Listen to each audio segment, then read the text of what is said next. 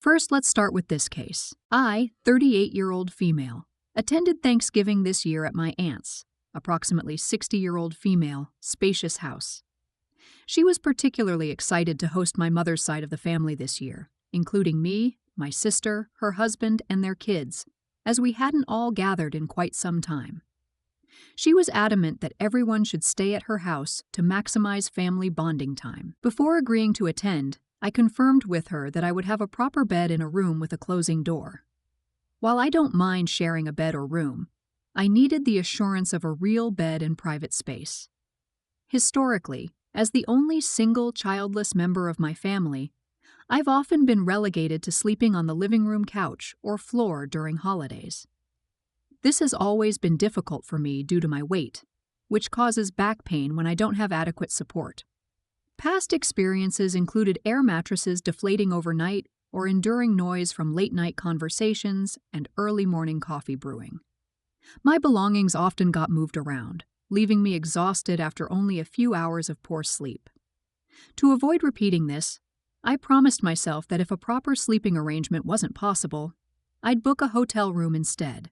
When Thanksgiving week arrived, I was pleasantly surprised to find that I had been assigned a room with a queen-sized bed to myself.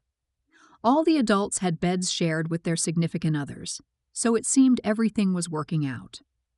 The first night was comfortable and enjoyable. However, the day before Thanksgiving, my cousin, 35-year-old male, unexpectedly arrived with his girlfriend, 28-year-old female, who is 6 months pregnant. He had originally told my aunt he couldn't come due to work obligations, but wanted to surprise her. Unfortunately, his arrival disrupted the sleeping arrangements, as there were no additional beds available. My mother suggested that I give up my bed for the couple and move to an air mattress in the den. However, my aunt insisted that I stay in my room.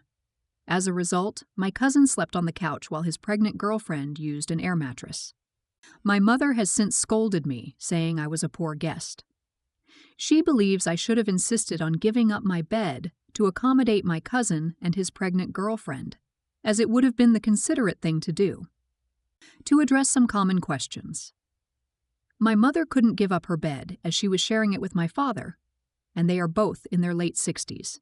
Am I in the wrong here? Let's start judging. You're not in the wrong. You weren't a bad guest.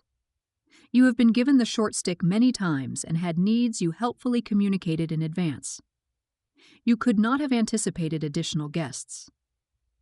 I think the only possible idiots here are the cousin with the surprise pregnant girlfriend. It's a nice gesture, but if he wasn't sure there would be room for them to stay, it was bad of them not to make hotel reservations nearby and graciously decline any offers that your aunt could make room for the unexpected additions. If expecting cousin couple had done that, this would have been a non-issue. I don't feel that you should have insisted on giving up your spot over this. Edit. I originally felt there were no idiots, but I agree with others that your mom volunteering your space and then giving you a hard time is idiotish. And secondarily, the surprise guests expecting accommodation without having arranged it in advance also are. You're not in the wrong, but you might have a mum problem. Why is she voluntelling you? Your aunt is a good host who understands that you specifically called ahead to make sure you had what you needed. You mum is a bad guest trying to put pressure on another guest, which could make her host look bad. Personally, I don't know why the kids aren't the ones sleeping on the couch and air mattress. But regardless, the cousin should have made arrangements to make sure his girlfriend didn't end up on the air mattress, like a hotel room. Your mom could have given up her bed, as could any of the other people staying with your aunt. Tell your mom she or your sister and BIL were equally capable of giving up their beds, and your sleep and comfort are just as important as theirs. You're not in the wrong. Next up, I, 28-year-old female, have been a dedicated member of a large volunteer organization for several years. I'm one of the longest-standing members, having contributed hundreds of hours across various aspects of the group. I've held small leadership positions in nearly every area and also have significant experience as a president in another organization. When I first joined, the organization was struggling, so I worked tirelessly alongside others to improve things, and we succeeded. Our efforts were so effective that we attracted a wave of new members who quickly bonded with one another, as we had encouraged. However, these newer members have no idea how challenging things once were, or how much behind-the-scenes work goes into maintaining the organization's current success. Recently, I ran for president in our latest election. There were 5 other candidates, 4 of whom, myself included, had years of experience and had prepared our campaigns for months or even years. The final candidate, let's call them Alex, was extremely new, having only been a member for a few weeks, and had no experience. Alex decided to run at the last minute, but had a large friend group among the newer members. Alex barely met the eligibility requirements, making the cut by just a few days. You can probably guess where this is going. The election was extremely close between Alex and me, and I lost by just 1 vote. The rest of the executive team elected alongside Alex also consisted of new members from the same friend group, none of whom had prior leadership experience. Afterward, it was discovered that 9 to 10 votes, specifically from other leadership members who worked closely with me, had not been counted due to a computer error. It wasn't intentional or malicious, but every single one of those votes was for me. This meant I had technically won. Efforts were made to overturn the results, but higher-ups decided against it, fearing it would appear as favoritism. I was asked to remain silent about the situation and not disclose it to anyone. Now, with the new executive team lacking experience, I've faced increasing pressure to take on a lower leadership role to guide them and prevent the organization from faltering. I've refused. In fact, I've decided to step back entirely, dropping all leadership positions and choosing not to take on any responsibilities this year. This decision has led to criticism from multiple people, accusing me of not caring about the organization and saying I'll be to blame if things fall apart. From my perspective, it feels disrespectful to expect me to essentially perform the duties of a president without the title or recognition. After all the hard work I've put in, it feels like a slap in the face. Am I wrong for stepping away from leadership roles and letting the new team handle things on their own? Let's start judging. First things first, is there a paper trail where someone admits to the vote thing? Like that's provable? I wouldn't try to use it to overturn the decision, but I would absolutely publicly tell them that is the reason I'm quitting. And then quit. You're not in the wrong if you do an actual handover. Give them a document or spreadsheet noting what things need to be done for the position you've just vacated.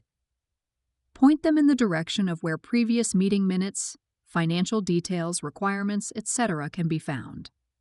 Maybe schedule of events that are typically run through the year. Then you can leave with a clear conscience.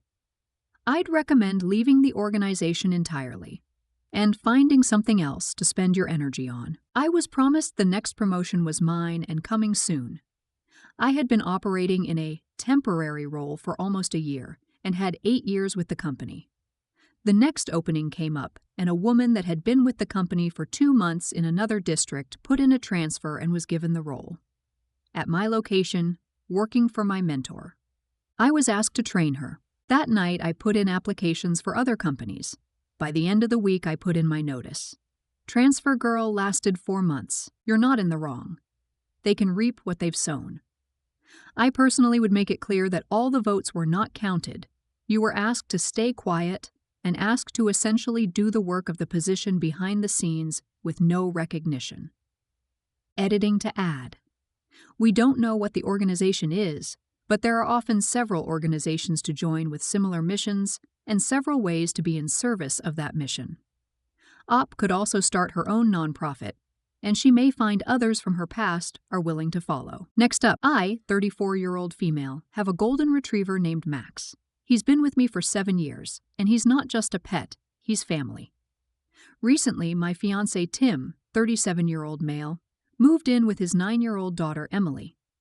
Emily has severe dog allergies, not the kind that can be easily managed with antihistamines, but the type that causes hives and serious breathing issues. Tim has always known about Max. During our dating phase, it wasn't a problem because Tim and Emily didn't live with me. Tim reassured me that everything would work out. However, now that they've moved in, Emily's allergies have become a constant challenge. She reacts every time she's at the house, and Tim is now demanding that I rehome Max for her safety. I've suggested numerous compromises: keeping Max out of Emily's room, frequent deep cleaning, investing in high-quality air purifiers, and even boarding Max part-time when Emily is visiting. None of these solutions are enough for Tim. He insists that I need to put Emily first and permanently rehome Max. He's also made it clear that if I refuse, we might need to rethink our wedding. I told Tim directly that I'm not rehoming Max.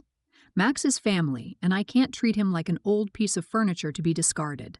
I love Tim and Emily, but asking me to give up Max feels unfair. Tim called me selfish and said I'm not ready to be a stepmom. His family has also chimed in, accusing me of prioritizing a dog over a child. Now I've become the villain of the week. My friends are divided. Some agree with me, while others think I'm being heartless. Am I wrong for refusing to rehome Max? Let's start judging. You're not in the wrong. It says a lot to me that he moved in with OP. My guess is he did know how bad her allergies are, but he likes OP's living situation more than his own, and was hoping to strong-arm OP to get his way. This is not a good look for him either way. Here are the scenarios. A dad who is so clueless he has no idea how bad his daughter's allergies are. A dad willing to disrupt his daughter's life by moving in with someone, instead of having OP move in with him, and having that new environment be a hazard to her health. A partner willing to put his daughter's well-being at risk just to get his way. Any one of these would be a deal breaker for me. By any chance, is your financial situation pretty stable? Do you have a decent amount of career success? I don't want to jump to him using you, OP, but damn, this does not seem like a guy you should spend your life with. Y'all were both kind of delusional to think this wouldn't be an issue to buy. Like, would you date someone with a kid if you were staunchly child-free? No, unless you're either an idiot or cruel. You'd find someone that matches your life. There was never going to be a happy compromise when her allergies are that bad. You both should have known that. You both should be rethinking marriage as you aren't compatible. Your dog is family to you, and as it isn't fair for his daughter to suffer, it isn't fair for you to have to give your dog up. That's where you are now. Either she's gonna suffer because of allergies, which means he's gonna suffer, and in turn you will, or you give your dog up and resent him and her for it, in turn leading to suffering, or you break up, which in turn, you guessed it, leads to suffering. Y'all really should have thought this through. So you're not in the wrong for not wanting to give up your dog, but everyone sucks, minus daughter and dog, on the whole for getting yourselves in this mess. You're not in the wrong. I agree with Tim. It is time to rethink the wedding. He is not putting his child first over your dog. He is putting his child first over you. As a father, he is entitled to do that. He is not entitled to the my way or the highway act. As a partner, you are free to evaluate if that is the life you want in a marriage. The other way to look at this is to remove the conflict from the picture and look at his actions. He moved into your home. Now he is unilaterally making demands. That is a red flag. Next up, about 3 months ago, I was laid off from my job in the tech industry. The news came as a shock, and it's been a tough adjustment for me mentally. I've always found a lot of purpose and pride in my work, so being without a routine has been challenging. With the help of my therapist, I've been working through the resulting identity crisis. In the meantime, I've been applying to jobs non-stop. I've had a few interviews, but none have resulted in an offer yet. Last week, I was invited to complete a timed written test for a company I'd love to work for. They let me know in advance that the test would last 1 hour and specified the exact date and time it would be sent. Knowing how nervous I get during interviews and assessments, I spent a lot of time preparing. I also told my husband I needed to not be disturbed during the test. No interruptions whatsoever.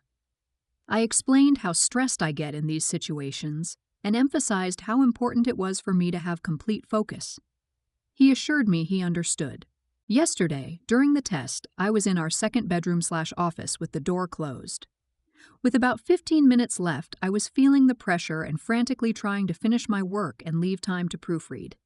That's when my husband walked into the room saying, "Sorry, ignore me, ignore me." I immediately told him please get out, but he continued saying, "Ignore me, I just need to grab something quickly."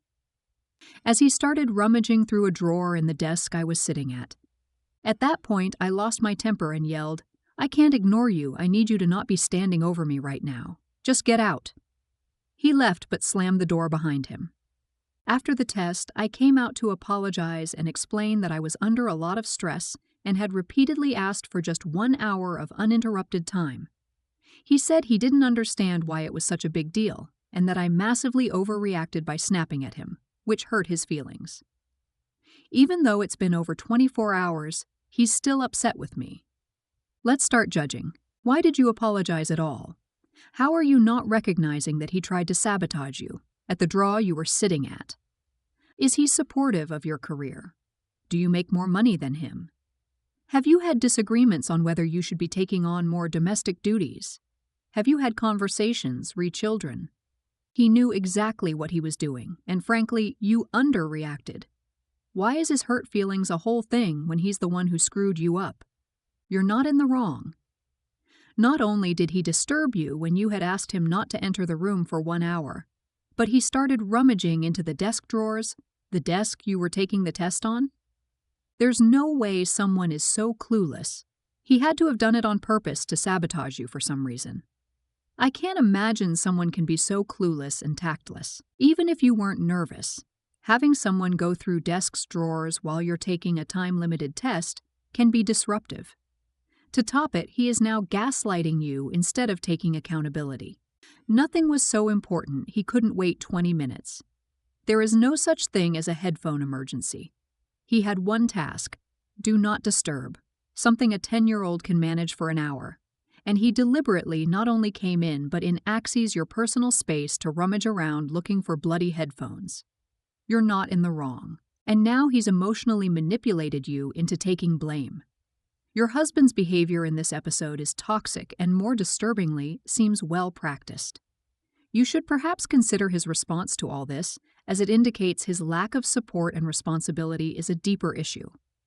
A normal person would instinctively know they effed up and how and why, and be groveling apologies. He instead goes straight to gaslighting blame. No wonder you'd rather be out of the house at work. Home seems an exhausting terrain.